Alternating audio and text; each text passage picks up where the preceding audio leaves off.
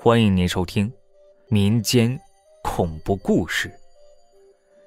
咱们今天要讲的故事呢，就是跟这托梦有关了。大家应该都听说过这托梦对托梦啊，在民间的传说中呢，是指一些鬼神如有意思表达，或者是自己去世的亲人，可在梦中出现，而嘱托交代，或者以各种的情景使人能够预知吉凶祸福，如枉死的冤魂欲托付他人以明察案情，或者是天仙神佛欲警示谈阅善信。但是托梦转生这种事儿，你听说过吗？好了，那么本期故事呢，由无敌小仙女儿投稿分享。上初中的时候啊，这小仙女有一个玩得特别好的闺蜜，她闺蜜呢，咱们呢就叫她阿梅。当时他们住的宿舍很小，仙女睡的床呢就是2张上下铺紧紧挨在一起的这种，而阿梅和她呢相当于睡在同一张大床上，因为都是睡在上下铺嘛，彼此挨得比较近，所以每天晚自习回到宿舍的时候啊，睡觉之前每天都会给大家讲一些他们老家发生的一些奇闻异事。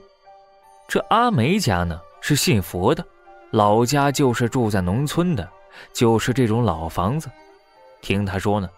说他们老家的房子下面有4枚乾隆大钱儿，是镇宅用的。而阿梅房间冲门的位置有一扇窗户，打开窗户正对着马路的十字路口。阿梅有时候啊，偶尔就会看到一些白色的东西一飘而过。阿梅还说了，她从小体质就比较特殊，她是闰年出生，是正好过年的那天晚上半夜12点出生的。当时阿梅的妈妈在医院里边待产呢，在病房里边就她妈妈一个人，可能是到了深夜了，她妈妈呢已经睡着了，睡得半睡半醒的时候，就做了一个奇怪的梦。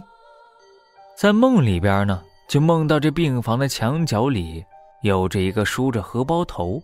穿着黑裙子的小女孩，脸蛋小小的。当时她妈妈就坐起来问她，你是谁呀？那个小女孩就笑了笑，指着她的肚子，然后就说，我是鬼啊。她妈妈当时就害怕了，拿起旁边的枕头一下子就扔了过去。紧接着这个梦呢就醒了，发现自己的羊水破了，阿梅就此出生了。当时那个医院的钟表好像也不是那种电子的，就是那种老式的石英钟，就看到这钟上的时针和分针正好是指向半夜12点的位置。而且后来阿梅的妈妈还说了，说呀，当时见到那个小孩的时候一直都是短发和包头，不戴眼镜的时候啊，跟梦里的小女孩一模一样，只是现在上学了才留起了马尾，戴上眼镜了。好了，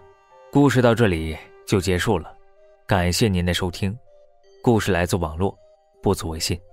收听更多精彩内容，订阅关注，别忘了